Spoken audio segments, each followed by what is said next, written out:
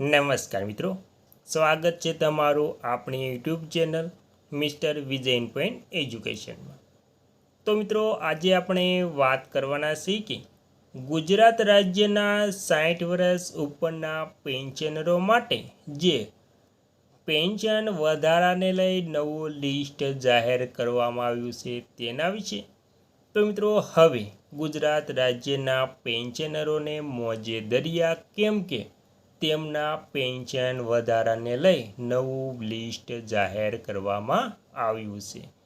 તો મિત્રો, તમે પણ ગુજરાત રાજ્યના એક સેવાનિવૃત્ત કર્મચારી છો તો તમારા માટે આ માહિતી ખૂબ જ ઉપયોગી થવાની છે, કારણ કે તમારા માટે ઘણા લાભો જાહેર થયા છે મિત્રો। તો મિત્રો, વિડીયોને અંત સુધી જોવા નમ્ર વિનંતી, અને તમે આપણી ચેનલમાં નવા હોય તો આપણી ચેનલને સબસ્ક્રાઈબ કરી લેજો, કેમ કે આવી કોઈ પણ નવી અપડેટ આવે તે નોટિફિકેશન સૌથી પહેલાં તમને મળી જાય। અને મિત્રો, વિડીયો ગમે તો લાઈક કરવાનું ભૂલતા નહીં। તો મિત્રો, વિગતવાર વાત કરીએ તો ગુજરાત સરકાર દ્વારા રાજ્યના સરકારી પેન્શનરો, બોર્ડ નિગમનના નિવૃત્ત કર્મચારીઓ અને સામાજિક સુરક્ષા પેન્શન યોજનાના લાભાર્થીઓ માટે પેન્શનમાં તાજેતરમાં મહત્વના વધારા કરવામાં આવ્યા છે।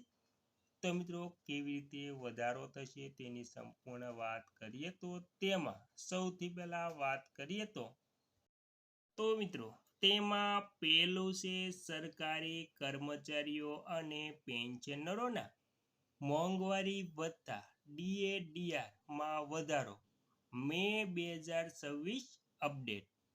ગુજરાત સરકારે કેન્દ્ર સરકારના ધોરણે તાજેતરમાં જ મોંઘવારી રાહતમાં વધારાનો મહત્વનો જાહેર કર્યો છે, એટલે કે મહત્વનો વધારો જાહેર કર્યો છે। તેમાં નવો દર 7મા પગાર પંચ હેઠળ આવતા પેન્શનરો માટે મોંઘવારી ભથ્થું 58થી વધારીને 60 કરવામાં આવ્યું છે। અમલીકરણની તારીખની વાત કરીએ તો મિત્રો, તેમાં આ નવો વધારો 1 જાન્યુઆરી 2026ની અસરથી લાગુ કરવામાં આવ્યો છે।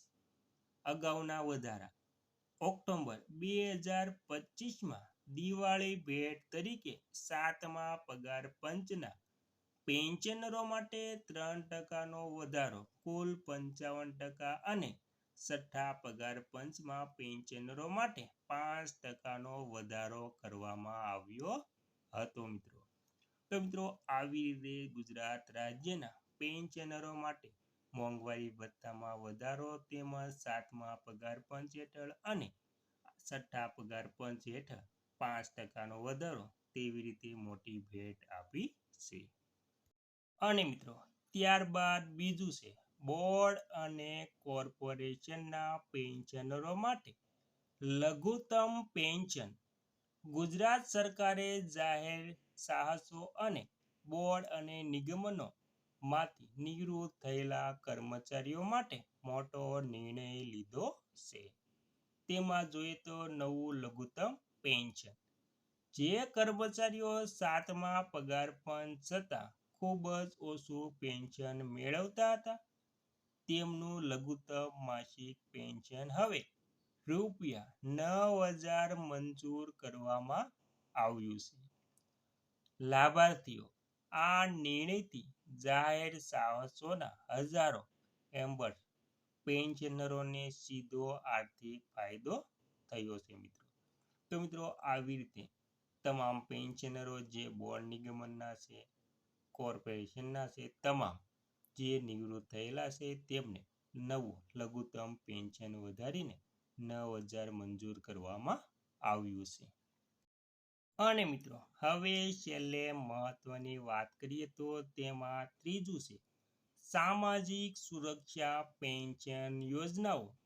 તો મિત્રો, તેમાં ગુજરાત સરકારના સામાજિક ન્યાય અને અધિકારિતા વિભાગ દ્વારા ચાલતી કલ્યાણકારી યોજનાઓ હેઠળ મળતી માસિક સહાયની વિગતો આ મુજબ છે. તેમાં સામાજિક ન્યાય અને અધિકારિતા વિભાગ, તેમાં નિરાધાર વૃદ્ધ પેન્શન યોજના 60 વર્ષ કે તેથી વધુ ઉંમરના નિરાધાર વરિષ્ઠ નાગરિકોને દર મહિને રૂપિયા 1250ની આર્થિક સહાય આપવામાં આવે છે.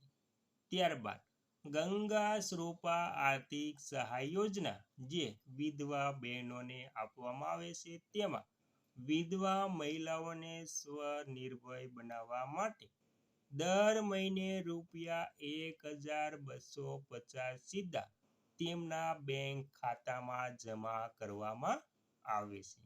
ત્યારબાદ ઇન્દિરા ગાંધી રાષ્ટ્રીય વૃદ્ધ પેન્શન યોજના, જે કેન્દ્ર અને રાજ્ય સરકારના સંયુક્ત ઉપક્રમ. આ યોજના હેઠળ પણ પાત્રતા ધરાવતા વૃદ્ધોને માસિક પેન્શન ચૂકવવામાં આવે છે.